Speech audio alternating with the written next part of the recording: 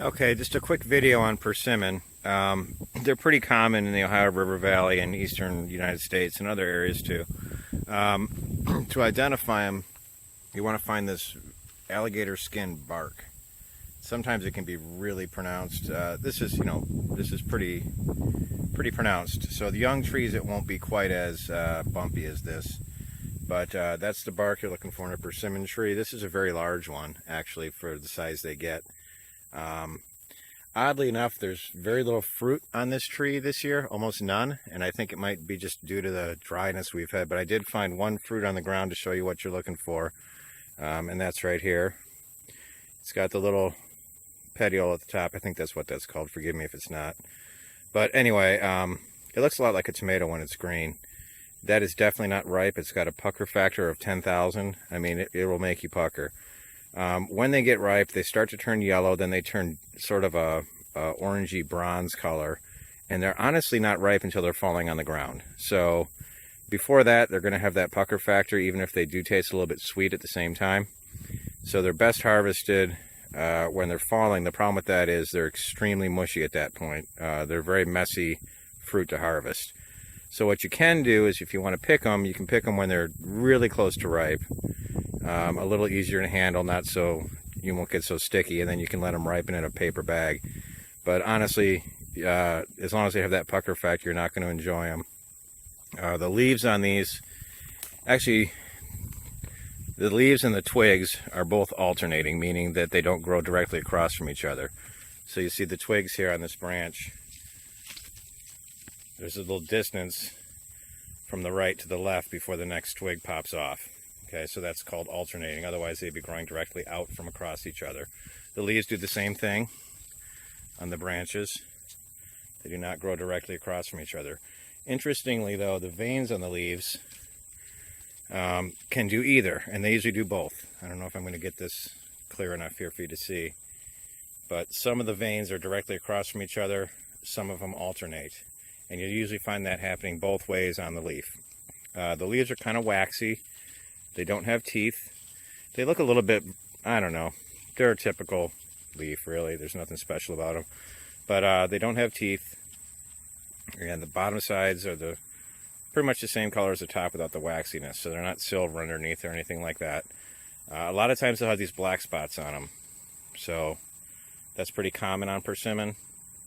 So that's common on a lot of trees, actually. But persimmon especially, you'll see that a lot. Really no fruit this year, though, on this tree, and it's a very large tree. So I think the drought is going to have something to do with that, but if you're in an area that's gotten a little more rain, you got a few weeks yet. I want to get this early. If I got it by the time they were ripe, it would almost be too late for you to go out. So that's basically the same, that's the size the fruit's going to remain. From here, it's just going to ripen. It's got a little nub on the bottom, a little point like an acorn. Okay? But that would just pucker you up. It's soft, but if you took a bite of that, yeah, it's got serious pucker factor. So that's the persimmon tree, and we'll move on to something different here in just a moment. All right, right here we're looking at beautyberry. Now this is not American beautyberry, which is the common forage beautyberry. This is the Japanese variety as a landscape plant. There's not a lot of information on edibility of the landscape variety, very little. But I have made jam from it with no problems. So I'm not swearing to you that there's not anything we don't know about, because it's hard to find edibility information on it. But as near as I can tell, it offers the same edibility as the American variety. The big difference being the leaves. You'll see these leaves are rather lance-shaped, and they're rather small. On the American variety, the leaves are much larger, and they're somewhat spade-shaped. But you'll know it when you see it because of these purple, Barney the Dinosaur purple berries. Okay, there's just a few that are getting ripe in here in the shade. I hope that's picking up okay. But you can see the branch is just loaded with these berries all the way down the stem. And when those get ripe, you won't miss this bush. It really is a Barney the Dinosaur purple is the best way I can describe it. They're not particularly interesting berries, honestly, but they make a very nice, colorful jam, which in the end, basically, it tastes like sugar. So they're not particularly fruity or anything like that, but they are popular for jam just for the color. So that is beauty bush or beauty berry, or beautyberry bush, I guess, if you want. But again, this is not the American variety that you'll find growing in the wild. This one happens to be growing in the wild, but it is a cultivated specimen of the Japanese variety. So keep in mind those differences in the leaves, but really the berries are going to tell you that's what you've got. There's nothing I can think of that's going to fool you. And as long as you've got these leaves and these big berry clusters, there's a lot of leaves on both plants, and they grow opposite each other. So meaning one leaf is directly across from the other. So the only real difference is the American leaf is much larger, less lance-shaped and more spade-shaped. Other than that, they're very similar. So that's beauty bush. Right here we have orange jewelweed. This is a fairly useful plant. There's several uses for it, but medicinally, it's a really good treatment as a poultice for psoriasis. The orange variety. The yellow variety, not so much. But if you have one, you very likely have the other. This is the orange variety. I'm speaking of the flowers. The stems are solid on the smaller branches, and you'll see these nodes kind of running down a little bit. Okay, so that's a pretty common feature of it. The stems are stringy and solid, but you can mash that up, the leaves and everything. For a poultice for psoriasis, it's good for that. I believe they also use it for dye making, and there's other uses as well. I'm not going to spend a lot of time on this one, but I think that's its most promising use anyway. And there's the flower, kind of orchid-like. I'm not getting a good shot of it there for some reason, but in any case, that's the flower. And the yellow flower looks the same. It's just yellow, but it's got these deeper orange spots on the orange field. And then the top of the flower is usually a paler yellowy orange. So that's how the flower looks. And then when you get they're sort of vase shaped. Here's a better one. They're vase shaped with usually a little curl at the bottom that curls back up like the eye of a needle, really. So that's a better shot of the flower. I'm having trouble focusing here. I think there's too much for it to try to focus on. But in any case, that's the orange jewelweed. All right here we have sassafras. You've probably heard of that for use in tea and as an ingredient in root beer. No longer used in root beer because it contains safrole, which several decades ago there was a study done in which they concentrated the safrole and gave it either by injection or orally, I think by injection, to mice in huge amounts of concentrated safrole, and of course they got cancer. What they didn't do was just feed them safrole leaves or roots to chew on. So they got a highly unnatural amount, which I do believe we'd all agree that anything can cause cancer, nearly anything, in that kind of a dosage that they were getting. So most foragers agree that it's safe. However, you won't find it commercially unless it's saffron-free sassafras, which is expensive and also very uncommon because of the cost. But it is used for tea, and it is used as an ingredient in root beer. We don't need to talk too much about the bark on this or the twig pattern alternating or anything. What you really need on this is the leaves. They're extremely distinctive, and it's all you need to ID the tree, at least while the leaves are on the tree. You've got 3 leaves usually on every tree. The first one being what they call the glove, and it looks like a gloved hand, I guess, with maybe a industrial accident, missing a few fingers. But that's called the glove. Then you've got one with no lobes called the fist, okay? And then you've got a third variety called the mitten, which is basically exactly what you'd expect. So all 3 of those leaves will occur on the same tree, almost always. If you've got a very young tree with just a couple leaves, it may not have all 3. But for the most part, on any kind of mature tree, you're going to see all 3 of these leaves. If you're harvesting this, a lot of people just like to pull up the young trees and use the root because it's easy. That's not really advisable because, of course, you've lost the tree then. A better method is to find a mature tree, go up to the trunk, find a root coming out from the trunk, dig it up, cut it, and it won't harm the tree. So that's better than just pulling the young shoots because, of course, once you've done that, you've lost the tree entirely. So you can use this for tea. It's very common. And the leaves are really fragrant as well. They're dried and ground to make phyllo or phyllo powder, which is common in gumbos and things like that. It's a thickening agent with a little bit of flavor. So it's used in Louisiana a lot in gumbos and things like that. Sort of like cornstarch, really. But it's got a little flavor to it, unlike cornstarch. So that is sassafras. Okay, this is the pawpaw tree. Admittedly, a rather sickly specimen, but it's nice and low, so I can film good and explain to you a little bit about it. These are young trees, and you really wouldn't expect to find fruit on trees this young, or maybe just. They usually need to get 12 to 15 feet high and a little bit bigger around than, say, your arm before they start producing fruit. And these are real close. Chances are they could have produced fruit, but they didn't pollinate because there's not another unrelated patch nearby.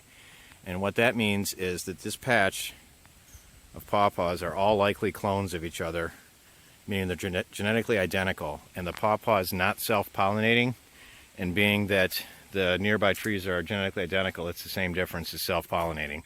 So they need some genetic diversity from a different patch in order to produce fruit, even though they will flower. So that's probably one of the reasons there's no fruit here, aside from the fact that these are young. But we'll talk about the tree a little bit. It is America's largest native fruit. The leaves on the tree are alternate. Okay, not opposite. They're rather large, and they actually get much larger than this. Even this is pretty big, but they'll easily get twice as large on a mature tree. They don't have teeth. All right, my camera cut out of me there for some reason, but back to the leaves. They're alternate on the branch. They're large. They don't have teeth. They're kind of thin, and they're not hairy anywhere. The bottom has got a lot of cross veining in it, if you can see that. Between the major veins running out from the stem to the edge of the leaf, there's quite a bit of cross veining in there. It's possible you could see a magnolia from a distance and mistake it for this. However, the leaves are pretty thick on a magnolia and kind of waxy. The bark on these is generally smooth, very much like what you'd see on a dogwood, for example. And so that is about it on the pawpaw. Till we find some fruit, we can add a little bit more to this video. But the leaves tend to hang out in clusters at the ends of the branches. They really don't run the length of the branch. You'll find a stray leaf or two on the inside, but mostly you get these clusters on the ends of the branches. And these aren't particularly healthy trees, so I'm not surprised they don't have fruit. But we'll see if we can find some that do, and then we'll talk about the fruit. The flowers on these in the spring are sort of a deep purple, and they actually are pollinized by carrion-loving flies and beetles, not bees. The flowers actually smell like rotting meat. So this is not a bee-pollinated fruit. Okay, this is Coosa dogwood. It's not the American native dogwood that you'll find usually in the woods, but it's a ornamental tree that does occasionally occur in wild areas. But the thing on these is the fruit. It is edible. It's quite good. The leaves are identified by the fact that they have these yellow edges, which you may not be able to see here. A little bit of yellow on the edge, and the veins in the leaf are alternate. Now, while the veins are alternate, the leaves themselves and the twigs are opposite. So you see, wherever you get one branch, you'll get a second branch directly opposite, and the same situation with the leaves. But the veins are alternate. Okay. Underside of the leaf is just a paler version of the top, just a pale green.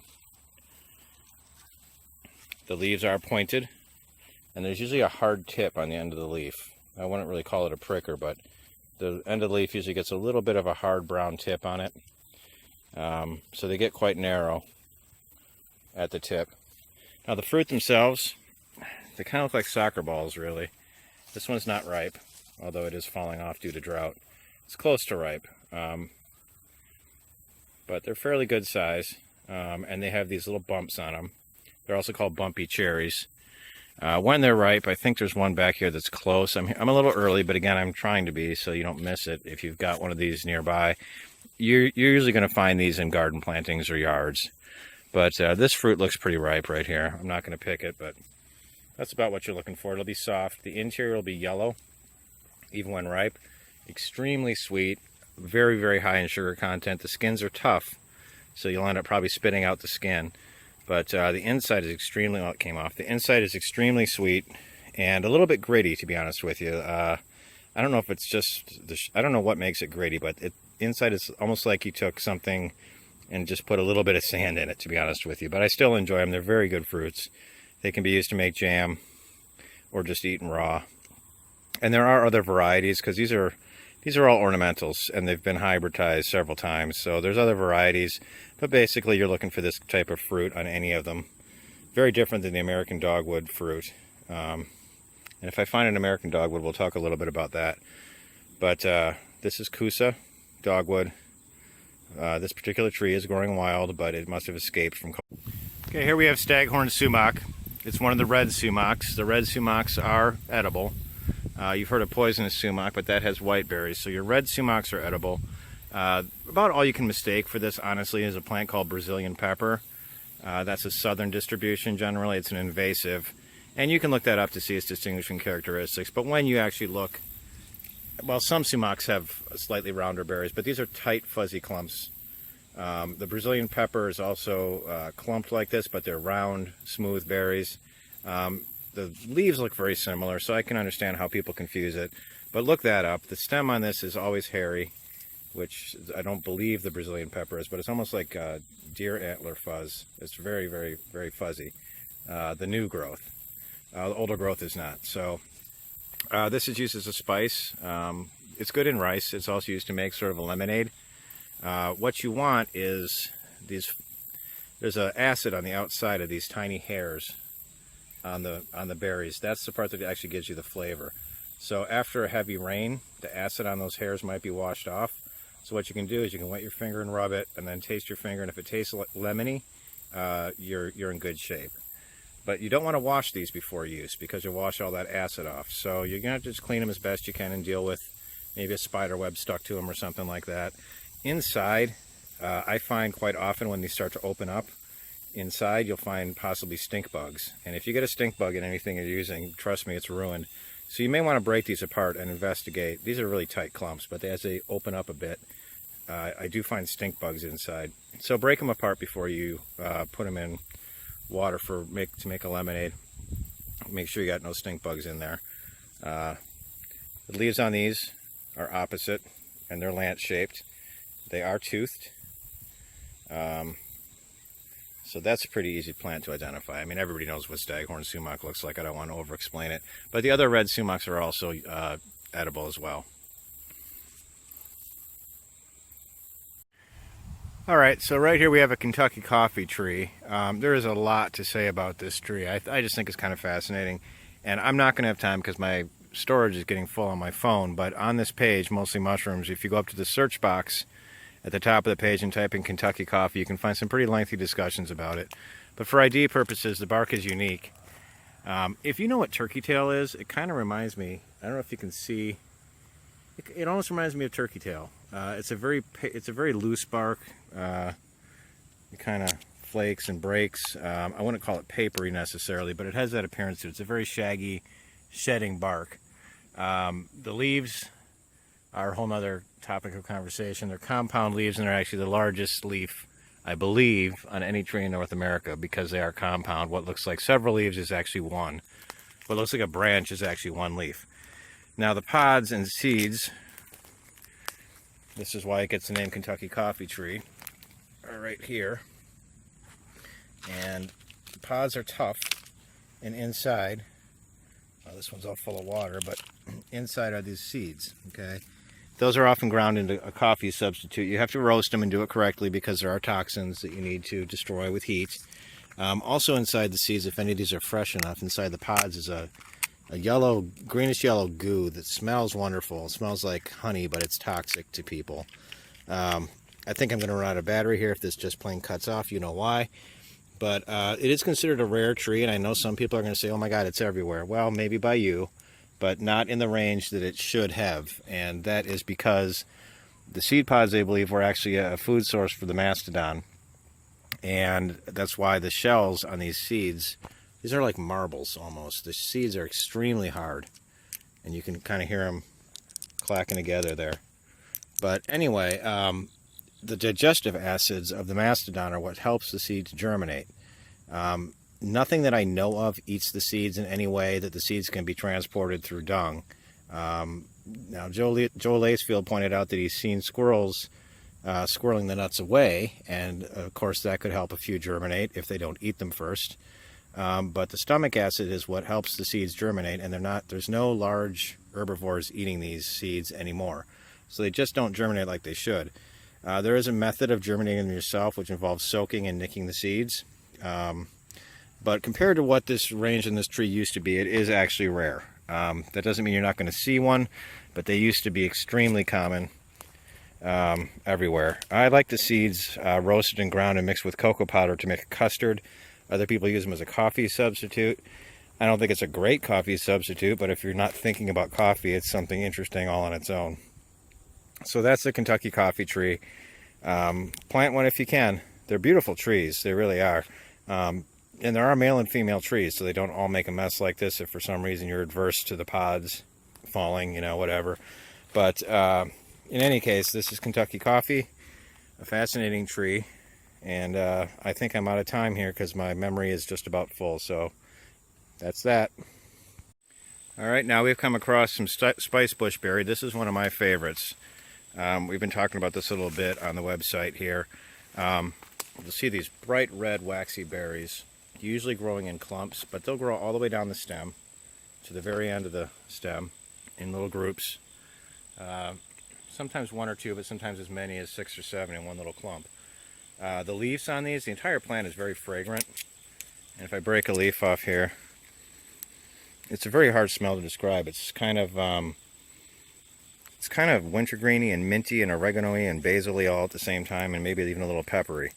And of course the berries smell very much the same. The berries are really high in oil, so when they get ripe, this is a perfect example right here. You see a little black dot on there. You don't have to have that black dot on there to be ready to harvest them, but that's telling you that that's ready. Here's another one over here with a little black dot behind, well, it's behind that leaf, but here you can kind of see a little black dot on there. So that's a good indicator that you're at peak ripeness on these. There's a corn inside, like a peppercorn, and I didn't realize until I was talking to, I believe it's Ryan Cavan Elliott, if I'm saying his name right, on our website, that the flesh of the berry and the peppercorn inside actually have 2 different flavors. So you get most of that aromatic smell from the flesh, which is really oily, and you get the black pepper taste from the kernel inside. Okay, there's not a lot of flesh on these. What I do is I roast the whole thing. In fact, I kind of cheat. Because they're high in oil, once they're dried, they can still go rancid. So you've got to get them really truly cooked and really roasted and dried. I put them in the microwave until they explode like popcorn. Then after that, I bust them up and put them on a hot grill. Not a hot grill, I'm not trying to cook them, I'm just trying to dry them. On a cookie sheet spread out until it's completely dry. And then I don't refrigerate. Most websites tell you to refrigerate because they can go rancid. But if you've done a good job of roasting them to dryness, I don't feel there's really any need. I'm trying to get the skin off with one hand. You can kind of see the peppercorn inside. I'm not doing a very good job of it, but boy, can you smell this. There's a peppercorn inside. It's very large. So there's very little fruit to this berry. The leaves on these are opposite on the branch. The branches themselves are opposite on the stem. The veins of the simple leaf, no teeth, appear to be alternating. Let me make sure that's, no, actually it can do either. So here's one where they're alternating, here's one where they're actually opposite. So they can kind of do what they want apparently, so that's not uncommon. But that's your typical, that's your very simple leaf there, nothing special about it. The underside of the leaf is, again, just a very light shade of the upper surface with a good amount of cross veining. These bushes don't get real big. They'll maybe get 15 feet high, but they're usually always at picking level. I mean, I'm just standing here and they're right here. The bark is smooth. Again, maybe like a dogwood or something. Nothing's, or even kind of an apple tree maybe, or cherry. Nothing special about the bark, honestly. These like to grow in, I'm just turning this camera all over the place, guys. I apologize. I didn't realize I was doing that. But anyway, these like to grow in wet areas. There's a little creek right here, in fact. But they will grow at higher elevations throughout the woods. They're kind of everywhere, honestly, and you're going to smell them before you see them. They're very fragrant. Hard to miss. I know a lot of people are saying they're having trouble finding them, but I mean, they're out there. And if you find pawpaws, you're almost certainly to find this, because they do like the same habitat. Also, sassafras as well shares a habitat with these. I like spicebush berries used in anything that you would use pawpaws in. They had a nice little bite to the pawpaw, either an ice cream or yogurt or whatever you use, bread, jam, whatever. They pair nicely with pawpaws. They're also excellent ground up and used on corn on the cob as a flavoring, and they're great on fish and chicken. So they call it Appalachian allspice for a reason. It's kind of got a little bit of everything in it. So that's spicebush, and you guys, honestly, you'll enjoy that one if you find it. It's really a nice spicy fruit berry that you can use for a lot of different things. All right, this is one probably everybody knows. I'm not going to spend a lot of time on it, but it's black walnut. Black walnut gets a bad rap because it's not the English walnut that you buy in the store, and they're kind of a pain, but they're really, really good nuts. If you've never made or tried black walnut ice cream, you really have to. The leaf on this is very similar to the one we went over earlier, being the sumac, as far as how it's arranged. The leaves also are slightly toothed.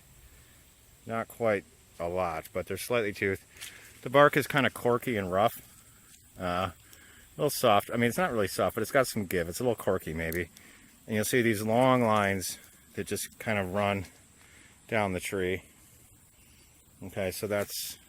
But you'll know it when you see it. I mean, it's got a fern-like leaf, and of course it's got the walnuts, and they'll be all over the ground if they're ready. I've got a friend that puts these in his driveway, places a tarp over the top of them, and just runs them over with his truck. That's a hell of a messy way to do it, but it's effective. And of course his driveway is black, but they're not easy to get into. They're really not. Once you get the husk off, which unlike the hickory does not have splits in it to make that any easier, then you've got that rough black nut inside that's quite hard to crack, and then once you crack it, it's pretty intricate inside as far as the structure goes. It looks like an owl face, kind of. You'll know what I mean if you see it. But it's difficult to get the nut. You're definitely gonna need a pick, but it's worth it. They're really tasty, and they have a great smell to the flesh too. I like the smell. It's kind of a, well, I can't explain it, but you've smelled it, I'm sure. As kids, we used to carve faces in the green walnuts and dry them, and they look like old ladies or old men. They wrinkle up and they kind of stay preserved. It's kind of fun for kids. But anyway, that's black walnut. You've all seen it. It's everywhere. Most of us ignore it because we all know it's a lot of work. But if you get enough to try some black walnut ice cream sometime, I recommend it. Okay, just a little bit more on black walnut. I did find one of the nuts out of the flesh. So you can see it's a stark brown, black, hard, very hard. There's a split in the nut, so if you hit it with a hammer, it opens. When it opens, you get that owl face I was telling you about, if you see what I mean. You're very far at this point from getting any nut out of there. You got to break it open further, and then you've got quite a bit of network of different sort of woody channels inside that you got to work around to get the nut out. So it's not an easy nut to crack, no pun intended. But anyway, they are worth it. They're pretty good. So if you can find an effective way to do it, let me know. Okay, I've come across a shagbark hickory. Of course, the nuts are edible, but what a lot of people don't realize is this loose bark is used to make syrup. A really good syrup that actually I make quite a bit. It's not really super complicated, but you got to take a few steps doing it right, but you can find that online. I'm not going to talk about that too much here because I'm not about giving recipes right now. But I can't get a good shot of the leaves, but you can see they do grow similar to a pawpaw in little fans at the ends of the branches. And the leaves, I'm not even sure I'm picking that up, but well, here's some smaller, closer ones here. But the leaves do grow opposite each other on the stem, and they are toothed. So I've known people to mistake pawpaw and hickory. Kind of hard to do if you want my honest opinion, but superficially I suppose the leaves are somewhat similar, but these are toothed, whereas the pawpaws are not. So you don't want to really be pulling a lot of bark off the tree. It sheds it naturally, so you can use that if you wanted to for, and it sheds it quite a bit, so you really don't have to pull the bark off the tree. But you can use that for a nice syrup, and that is the shagbark hickory. So I wanted to show you ginkgo tree nuts, but as you can see, my ginkgo tree has a paper wasp nest in it. It's a really big one. That's bigger than a basketball, and I can see them going in and out. So I'm gonna have to find a different male ginkgo or female ginkgo tree, which they're not easy. Okay, the hornet's nest is on the other side of this tree, so I'm quietly braving this to explain a few things.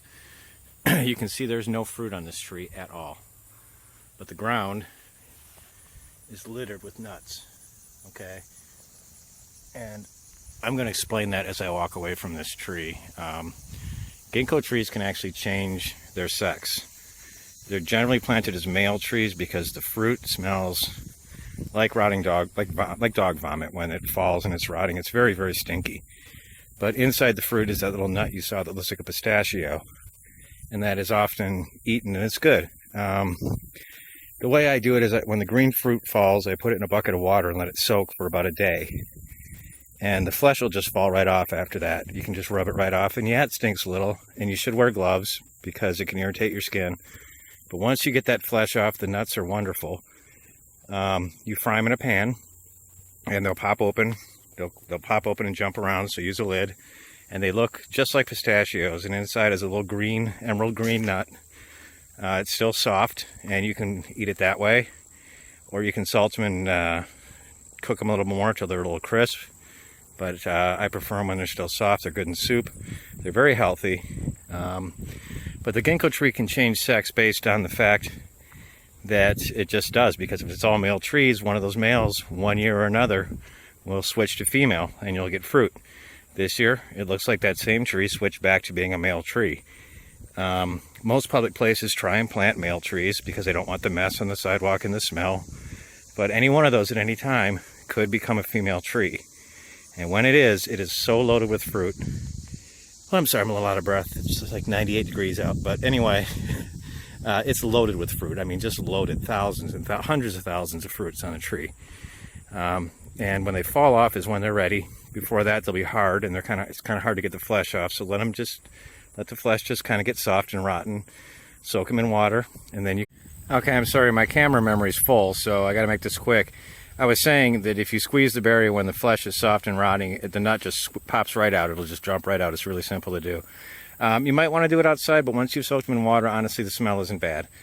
I've done it inside, and I had no problems with it. But do wear gloves, because it kind of irritate your skin. I believe it's related to the poison ivy family, to be honest with you. Fairly certain of that, but you might want to look that up and tell me if I'm wrong.